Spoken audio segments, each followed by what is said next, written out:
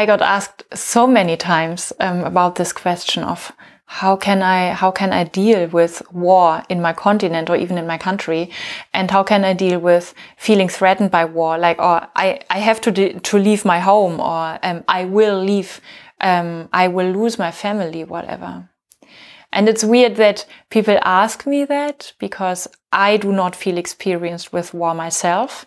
And at the same time, I think all of us are to some level experienced with war just by knowing about this heritage in our collective nervous system. I mean, there have been so many wars during all those centuries and decades, and all of that is written in our body. So of course, when I now react strongly or get nightmares due to war in my continent or my country, or somewhere in the world, it triggers me for good reasons. So to some extent, it breaks my heart when people say, oh, I wish I would stay stable, or I wish I would stay very calm, because at the moment there is no rational threat for my life.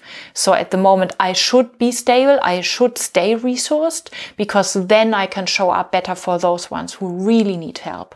And I'm like, I get the point. I mean, of course, I need to stay in a resource place in order to be able to support others. But at the same time, it's a healthy thing that the trigger of war triggers you, that it does something to your nervous system. So how about us approaching the trigger of war and the trauma of war and the challenge of healing war and healing all of those layers of trauma and aggression that happens in a war? How about us approaching this challenge not coming from I should calm down, but by us looking for ways, how can I stay aware and how can I stay embodied and present in chaos? How can I stay present even in the sense of overwhelm? And I think that is crucial, because our nervous system, it can't be well rested while we are fleeing, but it can be present.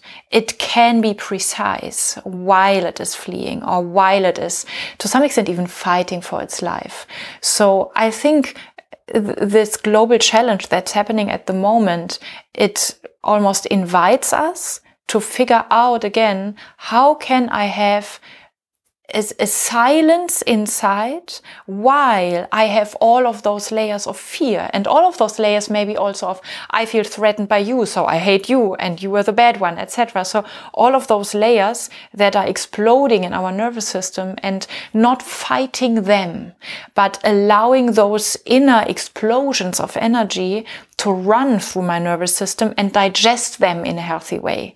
So it is us stopping to run from intensity, and in the opposite, almost throwing my nervous system into this intensity. And yes, I mean, it comes with a lot of so-called negative emotions. And of course, it is related to so much horror and trauma right in these moments for so many people.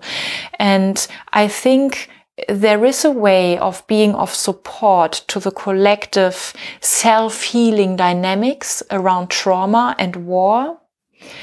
That we feed this field of self-healing is something that we can feed by us exploring the intensity, the vibration, the trigger, while we are embodied, while we are present instead of dissociated.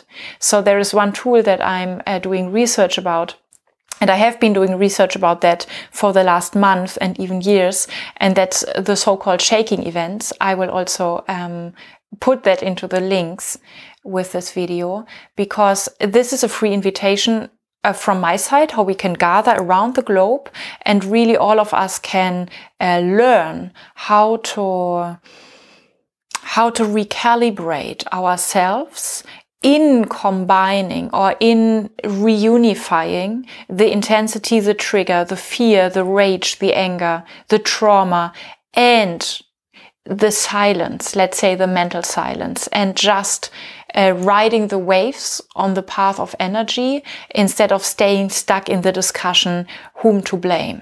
So that is what I feel really curious about, because in the end, eventually, I think the more we stay present and the more we stay embodied, even when our body feels threatened to death, this is a mastery that really counts for many of us. Dissociation never leads to something that comes close to a solution or to self-healing.